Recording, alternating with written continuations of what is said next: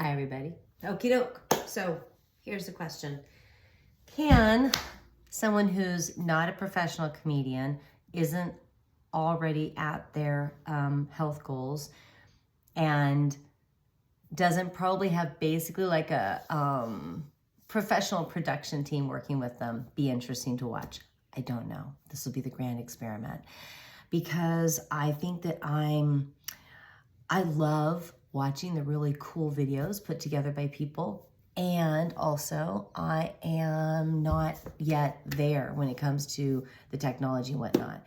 And I think there's equal or different value in people who are just sort of so real that we see that we're just like them. And I don't know. So it's an experiment. All right, so here are some things I'm doing right now to try to achieve some healthier goals.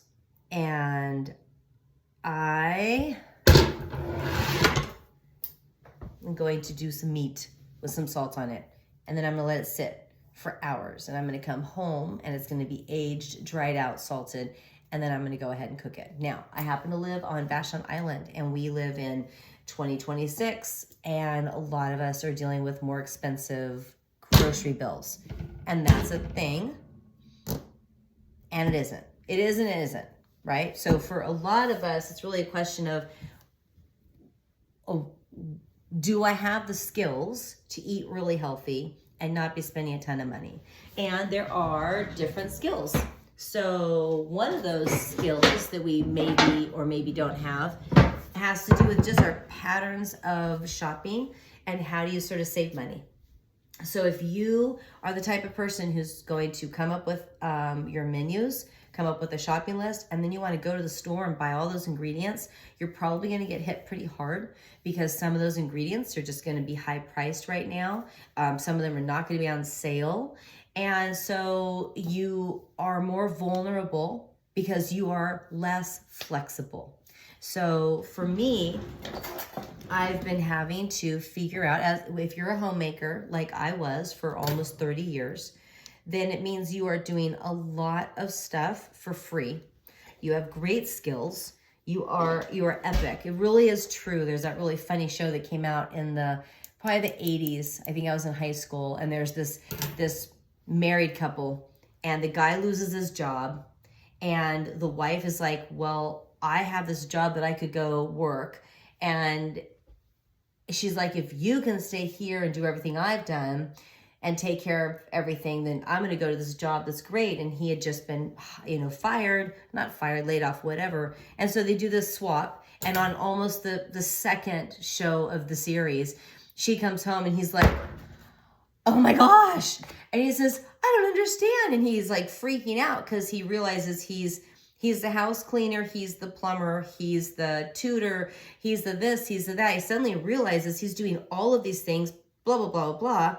And he's like, if we were to hire someone to do all these things that I'm doing, we'd be spending $200,000 a year. I'm worth $200,000 a year. And of course, the woman and all the people in the audience watching the show are like, haha, wow, you figured that out. You're just so smart. Like, good for ya, because we all know this. Anyways, so you figure out ways to save money, because it's not just what you do, it's what you don't have to pay people to do. So it's true, first of all the cleaning and all the watering and all the homeschooling, yada, yada. And then there's all the things that you do that seem invisible, but because you do them, no money is being spent. For about at least 15 years, we never spent a single penny on tea. You think this is no big deal. I would go to other people's houses where both the adults worked. They would have a tea drawer filled with all these boxes of all these teas, and they were all low quality tea, because that's what was sold oftentimes to Americans, is really crappy tea. And they'd have all these boxes of tea. And what was I doing? I was growing certain things in the garden, grow them, and then you go and you harvest them, which means you sit down on your porch with your kids and you spend an hour pulling little chamomile leaves off of the plants. And then you take those and you dry them carefully, and then you store them. It was nettles and raspberry leaves and chamomile and several types of mint. And then there'd be other things that were also good and useful. And you might take lemon rinds and slice them up and dehydrate them so you can add them in, right? So people can go spend $39.55 a pound to buy some really cool tea, or you spend gobs of hours of your time and you create it. Okay. So the other trick, the other hack that's really useful is to go to the grocery store, not with a plan of what you're going to eat that week, and you walk around and you have enough knowledge of cooking and you know what you have at home in the pantry, and you look at the things on sale. So for me, for example, for a good 20 years, I buy my meat in the 50 off section. I never know what I'm going to get. It's whatever's there, and if it's not good, I don't buy it. And when I see something that's great, if I don't need it, I buy it and instantly put it in the freezer. So I happened to today, after my lunch break, I had to go buy some soil for a tree that I'm planting. And I'm like, oh, I'm going to just go next door and check out the 50 off. These are beef ribeye steaks, boneless, bone-in, boneless, and bone-in. So I got 2 of each. So the lip on bone-in, so this would normally be, it's almost 30 bucks a pound. So this would normally be $26.68, and never in a million years could I afford that. And instead I'm spending $13.57. And you think that's a lot of money for a steak, but I'm not gonna sit down and eat a whole steak with some mashed potatoes and salad. I'm going to cook this up, and then I'm gonna slice it into pieces of strips, right? And then I'm gonna put it in the fridge, and I will grab a giant bowl and throw in a bunch of vegetables. And I've got tomatoes growing in the greenhouse right now. Then I'm a lot cheaper to grow them in the greenhouse than to pay for them at the store. And then I will take some slices of meat, throw it on top. And so this one steak will make probably 3 salads. So yes, I'm putting, let's say it was, well, I don't know, $4.50 worth of really good quality meat will go on top of each of those 3 salads. Okay, fine. But these guys, these 2, are gonna actually, here's the other one. They're gonna go in the freezer because these two look a little bit older. I'm going to salt them up right now, go back to work. When I come home, I'm gonna cook them up. And these are, there's no bone, right? Yeah, boneless. But, and you have to be careful because it's day old or whatever you call it. So it has a little bit of a slight discoloration to it, but it smells fine. And that's something you learn over time. Now this one has a string around it apparently because it would otherwise fall apart. So this is great. And of course I live in the country, so you don't want to get flies on your meat. So I'm gonna put them over in the cupboard, and there's no flies that can get into the cupboard. It's a completely closed cupboard. So these guys were a little bit less expensive per pound. Nope, goodness gracious, I'm sorry. More expensive per pound because they're boneless. You can eat all of it.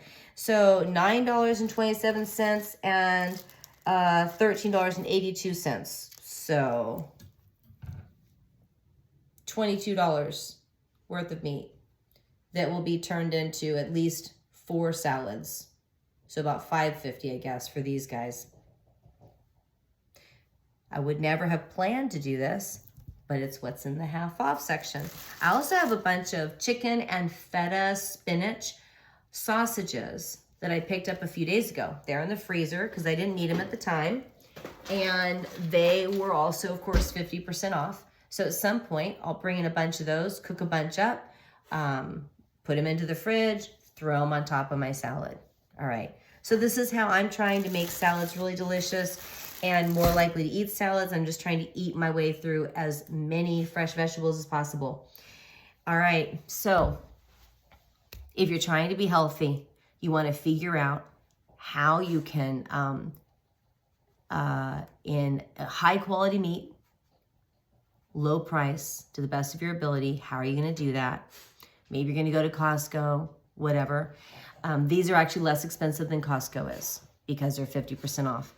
And so know your local stores. Ask if you're going to a new store, do they have a 50% off section? A lot of stores do. And then you just troll that section. Anytime you're in the store, it's where you go first. Just check it out, and own a freezer at home. And then salads. Salads can be delicious. You can toast nuts and add them. Now that'll add fat to your meal, but if they're not overly toasted and they're lightly toasted, it's gonna add this amazing, for a few little bits and pieces of like toasted pecans are my favorite, you're gonna get this massive shift in the flavor that is gonna blow your mind, and you only need a tablespoon of them in there to do it. Little teeny bits of dried fruit, right? Whether it's raisins or craisins, or you can take apples, chop up a quarter of an apple into little bits and pieces and sprinkle it throughout a salad. You can get these little popping flavors all over the place. Cheese. So I like, people like feta, there's goat cheese, these bright flavored cheeses that you don't need a lot of, and yum. So like a tablespoon of toasted pecans, a tablespoon of little bits of dried fruit, and a tablespoon or two of goat cheese on top of a giant thing of lettuce. Then throw in a little bit of balsamic vinegar, maybe especially if you have like a thickened concentrate of balsamic, and a little bit of dressing, and then you top it with some slices of meat. And you could take hard-boiled eggs, chop those in half and drop them in there. And I mean, the whole thing is going to feed your microbiome. It is going to delight your taste buds. It is going to probably be a little bit low still on protein. So you're gonna wanna find some additional protein to get in there, but you're getting there, you're on your way. And you know, a really great way to up your protein is sardines. Sardines are good on like 9 different levels, and the sardine oil is really good for your dog. So I do it in oil. I don't do sardines in water. There's actually a reason. There's something about the oil that makes some of the fats and the nutrients more bioavailable. And then I just pour the liquid onto my dog's food. So now he's getting skin and coat conditioner. I'm not throwing that out. No waste, no want, right? Don't waste. And you know, a massive salad. And you can also do things like, if you have dandelions in your own garden, you can get dandelion leaves if it's the right age of the plant. There in your garden, you could have a whole bunch of weird, odd little greens. You could have like broccoli. It's not just the head of broccoli, but the flowers of broccoli are delicious. The flowers of kale. So when they start to bolt, you go ahead to the tender tip where you've got the flowers out there, and oh my gosh, you can just eat it raw in the garden. It's so good. Otherwise, there's all sorts of veggies that can grow in your garden that don't look pretty, but they're awesome. And especially, you know, chives, and sorrel, a lot of these things grow on their own. You will never have to plant another seed. You barely have to water them. They become perennial, self-propagating parts of your garden. And then you just gather all those things up, chop them up into little tiny pieces, throw them in on top of your bowl of larger, bulky salad greens. Oh my gosh, just bada boom, bada bang. And then you're getting diversity of nutrients, and your little microbiome is super happy, and it's big and bulky enough that you're gonna feel full and satisfied. So that's sort of my hack right now, and you can only do so many hacks at a time. So this is what I'm doing right now, is I am no longer going to be gathering new intel, because I'll be honest, you go into like Reels and Facebook, and there are so many people, they are inspiring, they're gonna show you amazing recipes, and you're like, oh, I wanna capture that. And pretty soon, you have like a giant list in your notes of all these awesome things, but you haven't cooked a single one, you haven't made any of them, you're not doing the exercises that you see people doing, that you're like, I wanna do that. So as of today, which is mid-August, I'm not sourcing anything else, and I'm gonna be going through my life. There are my personal hacks that I already know, and then there is this list of things, and I'm gonna go through and be like, okay, I got today a butternut squash. Ugh. Now, see, there we go. Low tech, butternut squash. Okay, my favorite thing to do with butternut squash in the fall is a soup. It's 4 ingredients. It's brilliant. I will share it with you later. But I got this because the last thing that I pulled off of Facebook is butternut squash brownies. So really easy to bake it up. Then you mix it with all your what is that thing?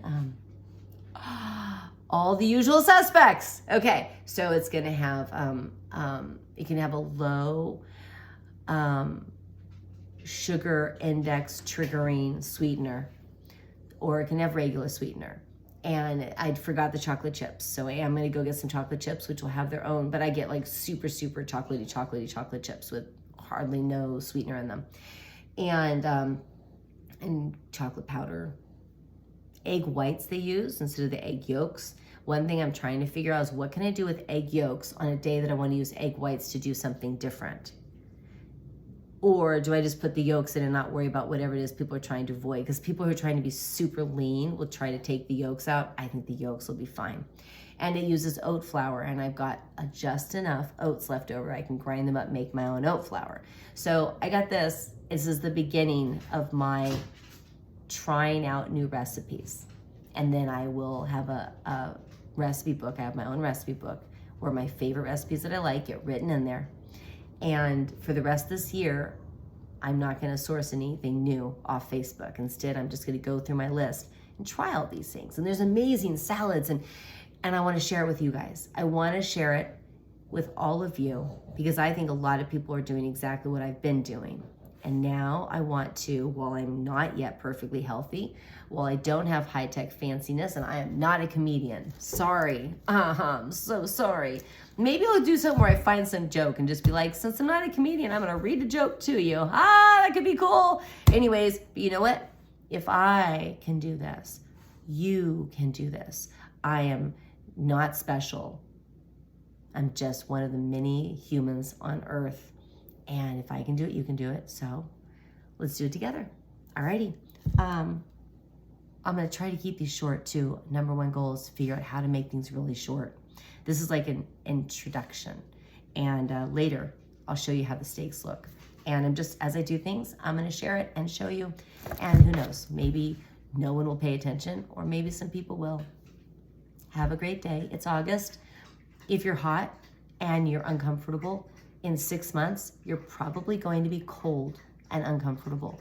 And you would wish that you could be hot and uncomfortable. So anytime the weather isn't great, just imagine that 6 months from now, you would be wishing for that weather. So be like, yo, I'm actually me in the middle of January wishing for this. And I have a special time teleportation device. And I just teleported back here. And now I get to enjoy August and get a break from all that January weather that I was dealing with yesterday.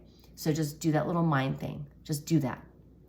Okay? You're also an 85-year-old who found a lamp on a beach, tried to clean it, and a genie came out. And you said, I want to go back in time. And they said, yeah, there's a limit.